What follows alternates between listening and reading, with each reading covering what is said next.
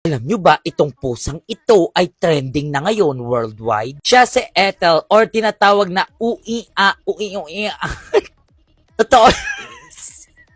Totoo kasi nakakatuwa siya. Siya si Ethel, isang adopted cat na kung saan trending siya ngayon worldwide, na kung saan tinatawag siya na Ui-a cat. Ang video kasi ng cat na to ay paikot-ikot siya at nilagyan or ininsertan ng music na kung saan bumagay din sa kanya. 8 years old na pala tong si Ethel at may 30 pounds siya, kaya ang cute niya tingnan kasi nga yung paikot-ikot yung video niya hanggang sa nag-viral ito dito sa TikTok. Tapos inilagay na rin siya sa iba't ibang kanta ng mga sikat na kanta at inad ang kanyang Ui-a sound. At kahit nga sa mga concert, ginagamit din ang pusang ito gamit ang kanyang sound na sobrang nakakaaliw at talaga namang mapapasayaw ka. At siya ngayon ang trending AI cat dito sa TikTok. Natatawa din ako kasi kahit yung apity ni Rose at saka ni Bruno Mars, nilagyan din ng AI cat na ito. Search niyo na lang yung pangalan niya dito sa TikTok na Ethel, the Ii-a cat. Tignan nyo, lalabas doon lahat ng kanta at ginamit pa ang kanyang sound sa iba't ibang kanta or soundtrack